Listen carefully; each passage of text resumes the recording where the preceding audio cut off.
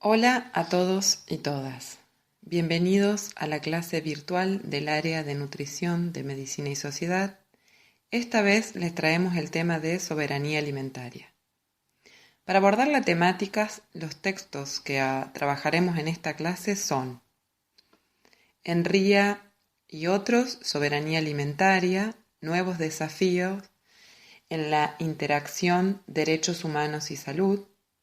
Este es un texto que fue una ponencia presentada en el Tercer Congreso Argentino Latinoamericano de Derechos Humanos, acá en Rosario, en el año 2011. Después, Xavier García, Soberanía Alimentaria. Después tienen de Andrea Lorena, el capítulo 5, Ambiente y Salud, Soberanía Alimentaria, se llama el capítulo. Este capítulo está en el libro Promoción de la Salud, una perspectiva latinoamericana. Como ven, lo pueden conseguir en internet a este libro. Y además tenemos un texto de Escudero, quinto centenario del colapso demográfico, se llama el impacto epidemiológico de la invasión europea de América. Estos textos son los que abordaremos en este video, ¿sí? Estos textos son obligatorios para el segundo parcial de nutrición, así también para el examen final de nutrición, junto con los textos de los otros videos y del primer taller de nutrición del área de nutrición de Medicina y Sociedad.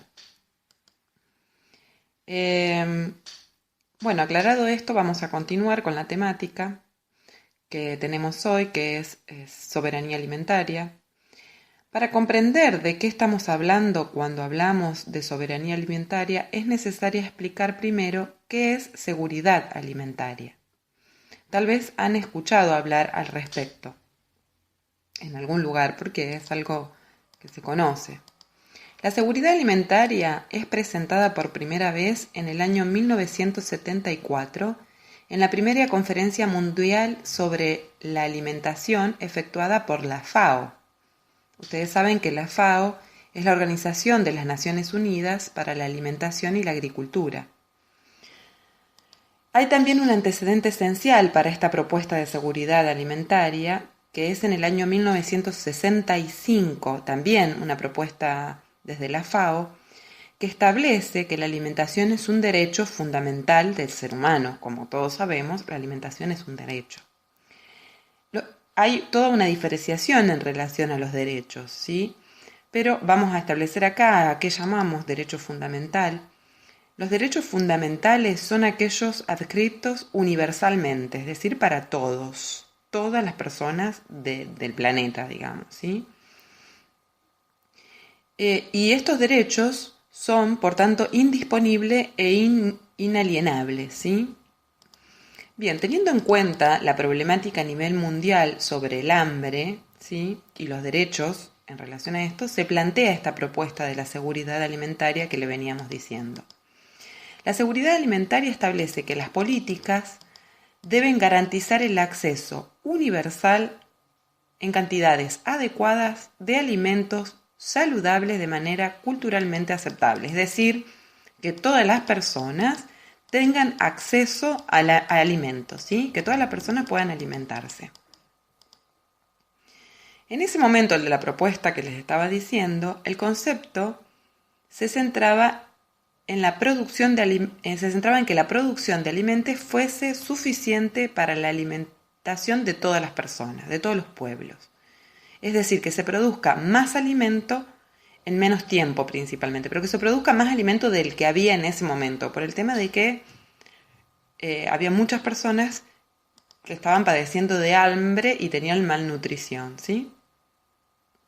Entonces, esta cuestión de que se produzca más alimento da la posibilidad a que se industrialice a nivel mundial el alimento. Más adelante en el tiempo se fueron agregando otros elementos a esta idea de la seguridad alimentaria, es decir, que se produzca más alimento. Y una de las cuestiones tiene que ver el acceso de los alimentos.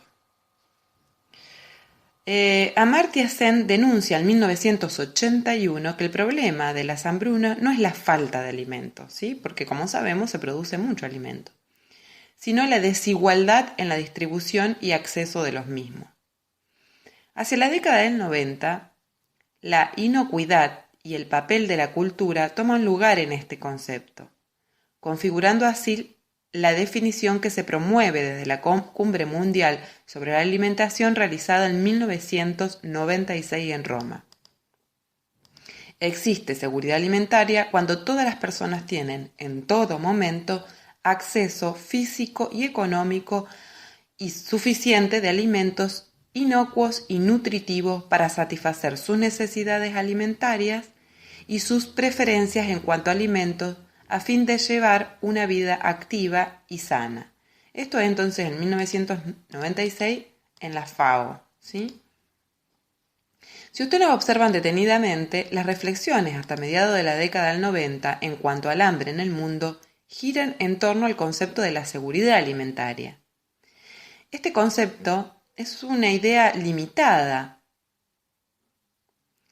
es decir, está reducida a ponderar el acceso suficiente e inocuo del alimento, pero poco dice respecto del modelo de la producción que hegemoniza la Organización Económica Mundial, el capitalismo, y que manifiesta nefastas consecuencias, como sabemos.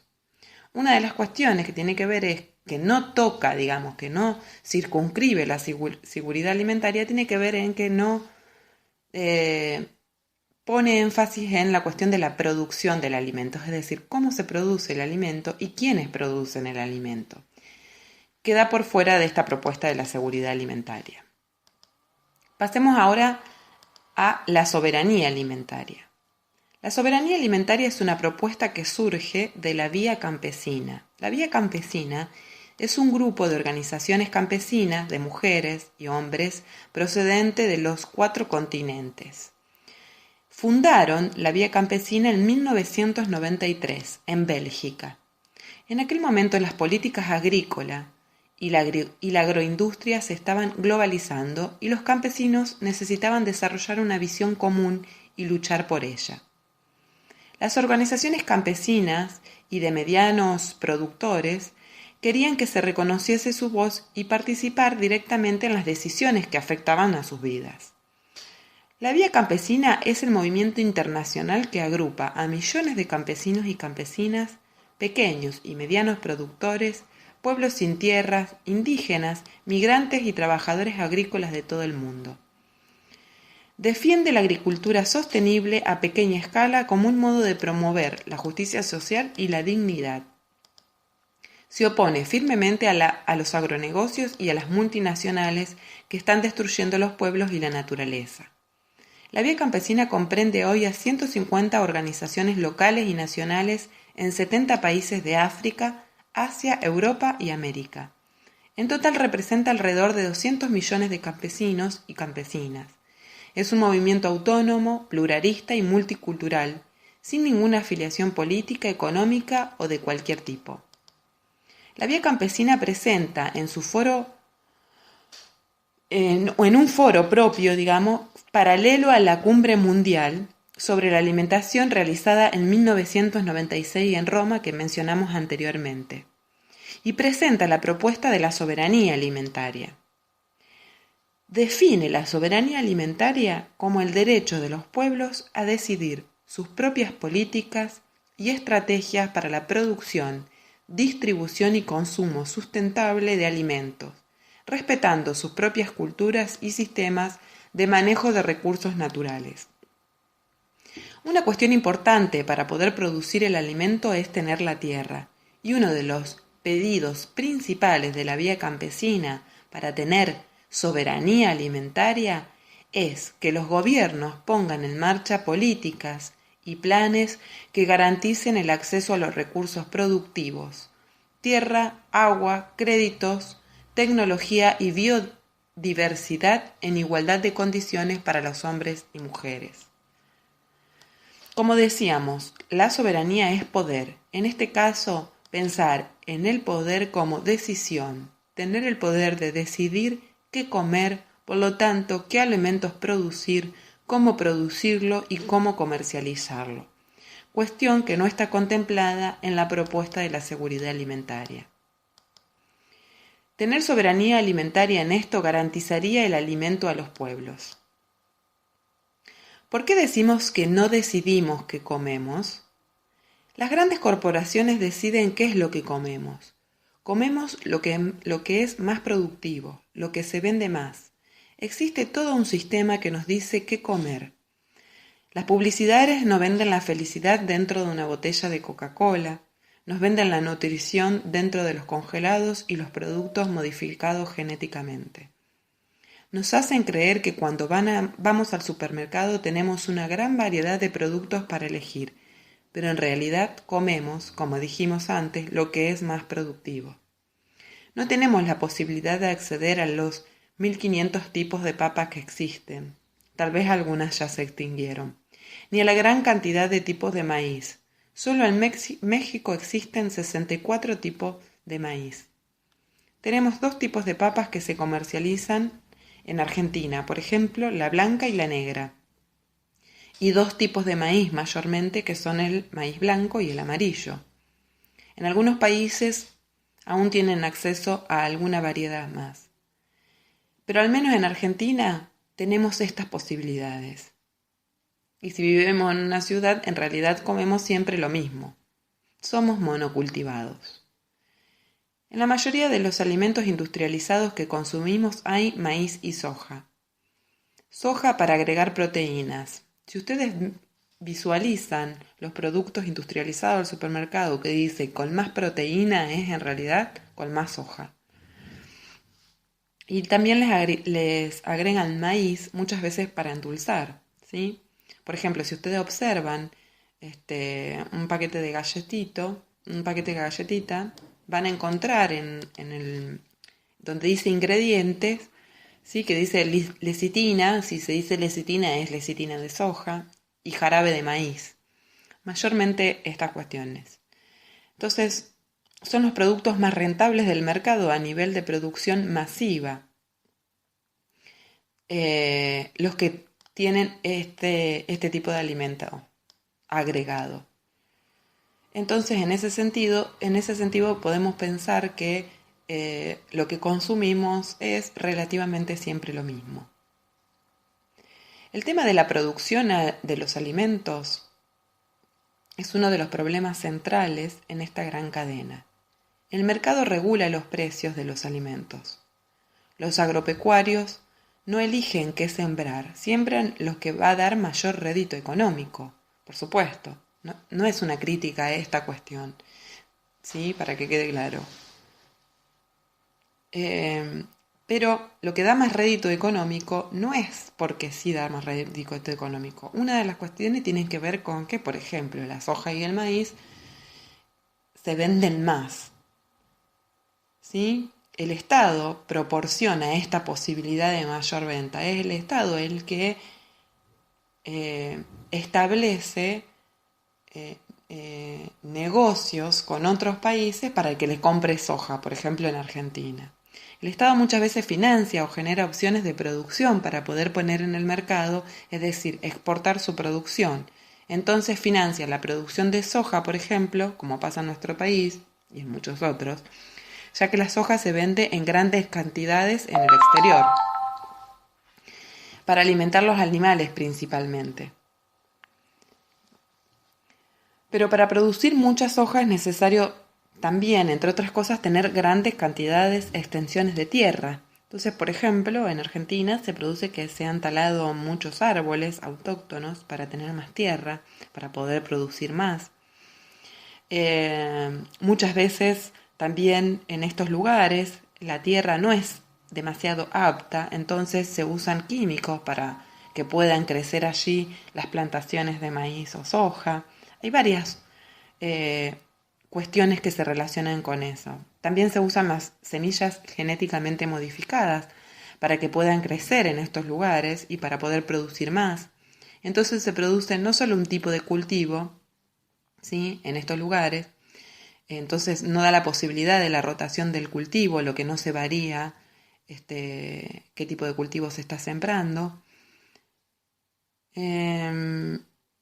Esto no beneficia obviamente a la tierra, sino que se siembra una semilla también modificada genéticamente, como habíamos dicho, y por ese motivo, cuando las semillas están modificadas genéticamente, se patenta y esto significa que le pertenecen a alguien, que no hay una libertad en relación al uso de las semillas. Y así se producen los alimentos transgénicos. ¿Qué son los alimentos transgénicos? Son organismos modificados, como decía anteriormente, mediante la ingeniería de la genética, en lo que se han introducido un gen o varios genes de otras especies. Los cultivos y los alimentos transgénicos se saltan las barreras entre las especies, introduciendo en ellos genes de especies que no podrían cruzarse con la naturaleza. En la naturaleza, digo, por sí mismos, ¿sí? Las únicas características principales en los cultivos transgénicos comerciales, estoy hablando, son la tolerancia al herbicida, al glifosato, y la resistencia a las plagas. No son más nutritivos, ¿sí? Los cultivos tolerantes a herbicidas son los más extendidos. Representan un porcentaje importante de los cultivos transgénicos en el mundo y permiten aplicar grandes cantidades de glifosato. Este glifosato es un herbicida comercializado, también conocido por ejemplo en Argentina como el Roundup. Está comercializado por una multinacional que se llama Monsanto, cuya toxicidad está ampliamente demostrada, pero además el uso de estos agroquímicos está desencadenando la adaptación de plagas y malas hierbas que van haciéndose resistentes a los agroquímicos. Los tipos de cultivos transgénicos que existen, de cultivos comerciales, son pocos, básicamente la soja, el maíz, el algodón y colza, que suponen la mayoría de la superficie cultivada.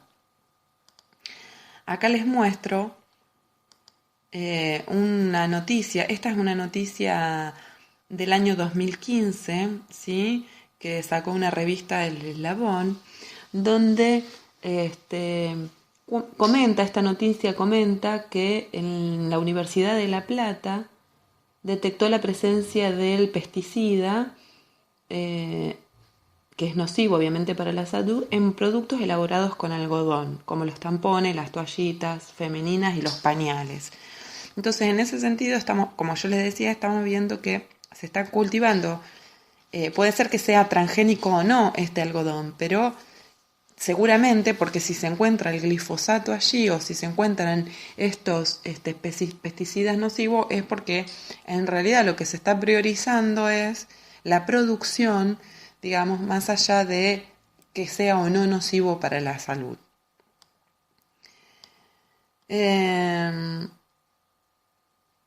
Entonces, las políticas que se aplican para permitir la producción de soja o maíz o algodón por debajo de los costos de producción, se financian las semillas, se subsidia el combustible para la maquinaria y el transporte de la semilla al puerto, etc. Hace que los productores, por supuesto, elijan producir este tipo de productos, digamos, ¿sí? De semillas. ¿Qué va a elegir el productor? Va a elegir producir esto porque le resulta más redituable económicamente, ¿sí? Pero esto que le resulta redituable económicamente más, no es azaroso, es una política del Estado, de los estados. No estoy hablando solamente de Argentina, sino que de otros países, ¿sí? Entonces, lo que plantea la seguridad, la soberanía alimentaria, es justamente una crítica en relación al sistema productivo, porque lo que está haciendo es perjudicando a los pequeños productores y no está pensando en relación al alimento a solucionar el problema de la alimentación y del hambre en el mundo, sino que está pensando la producción de alimentos como una mercancía. El jarabe de maíz alto en fructosa es el mayor uso que se le da a los alimentos, en la mayoría de los alimentos que nosotros consumimos industrializados. Entonces, así los alimentos pasan al círculo del mercado Y el alimento es una mercancía, como les decía, y la comercialización de los mismos se decide lejos de su producción. Lo decide el mercado. ¿Quién pone el precio de la soja y del maíz? La bolsa de Chicago, por ejemplo. Entonces el precio del alimento depende no del hambre, sino que depende de la especulación financiera. Y entonces tenemos el alimento almacenado, esperando a ser vendido, ¿sí? Se almacenan en los silos, por ejemplo. Entonces esta especulación financiera, ¿sí? Hace que se piensa en relación a lo económico. Yo tengo una producción de soja y lo voy a guardar hasta cuando en la bolsa de Chicago se diga que la soja esté más cara. Y cuando la soja me la paguen más, voy a decidir venderla y ponerla en el mercado. No cuando haya más hambre en el mundo. ¿Sí? Teniendo en cuenta el análisis de la situación de la producción y la comercialización de alimentos en el mundo globalizado, esta situación que se revela insostenible por sus graves repercusiones sociales, podemos pensar el tema de la migración del campo a la ciudad, explotación laboral, pauperización creciente, consecuencias como las económicas, destrucción de los mercados locales y regionales, destrucción de puestos de trabajo en la agricultura, eh, mm, otras cuestiones como los problemas ambientales, destrucción de recursos agroecológicos, degradación de la biodiversidad, utilización de técnicas de producción cuya inocuidad no está demostrada.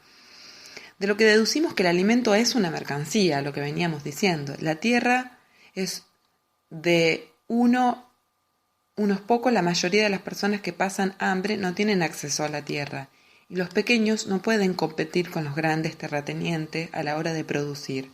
No es lo mismo los pequeños productores que los grandes publishers de siembra, ¿sí? Muchas veces incluso los que tienen pequeñas tierras prefieren arrendar esas tierras para que los grandes productores siembren esas tierras porque les conviene más que sembrar ellos solos. No tienen la posibilidad infraestructural para poder sembrar de esta manera. Por eso una cuestión importante para la producción de alimentos es tener la tierra y producir la propia comida, que es una de las cuestiones principales que plantea la soberanía alimentaria. Un análisis reduccionista del problema del hambre nos ha llevado a este estado en que se produce alimento suficiente para alimentar a toda la humanidad, pero no se acaba ni se disminuye el hambre.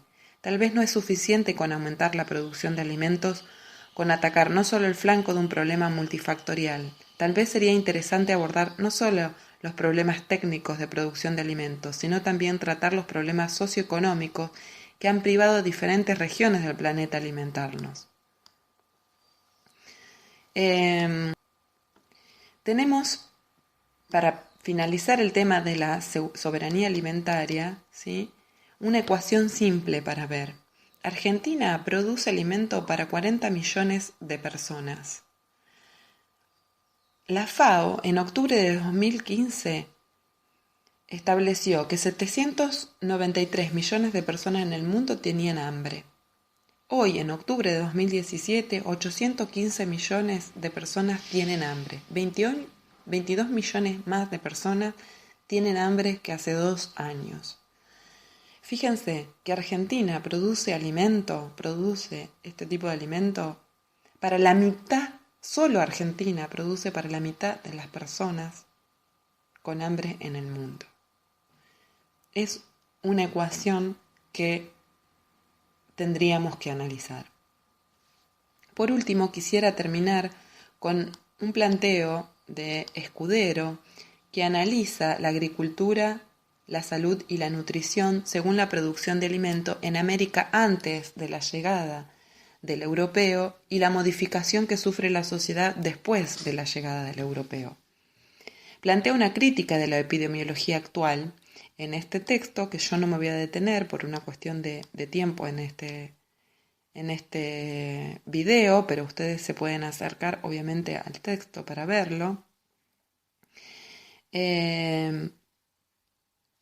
Y en este sentido, lo que plantea es que la invasión europea reemplazó una agricultura de mano de obra intensiva, con alta productividad que tenían los pueblos originarios en América y que no necesitaba de animales de tiro, por otra diseñada para subvenir las necesidades del modelo colonial, con un alto componente de ganadería extensiva con animales importados de Europa. Por añadidura, la destrucción de las obras de ingeniería agrícola que ahora están siendo resignificadas por los investigadores, los desplazamientos forzosos de la población y la destrucción, o por lo menos el gran debilitamiento de la solidaridad premercantil que deben haber llevado a un colapso nutricional cuya causa fue, en un sentido último, el modelo económico militar impuesto por los invasores, aunque sus víctimas hayan muerto en una causa inmediata debido a algún microorganismo traído de allende el océano. Este tipo de causación epidemiológica resulta imposible de cuantificar hoy para las víctimas nutricionales microbianas, capitalistas, que nos está golpeando a finales del siglo XX, en realidad a principios del siglo XXI. Sin embargo, la evidencia parece concluyente. Como hemos planteado, alimento sobra en el mundo. El problema no es producir más alimento, el problema es que los seres humanos puedan acceder a ese alimento, puedan producir su propio alimento, puedan decidir qué comer. Bueno, hasta acá les dejamos estas reflexiones. Nos encontraremos en el taller para analizar los planteos expuestos, en los videos para este taller. Muchas gracias.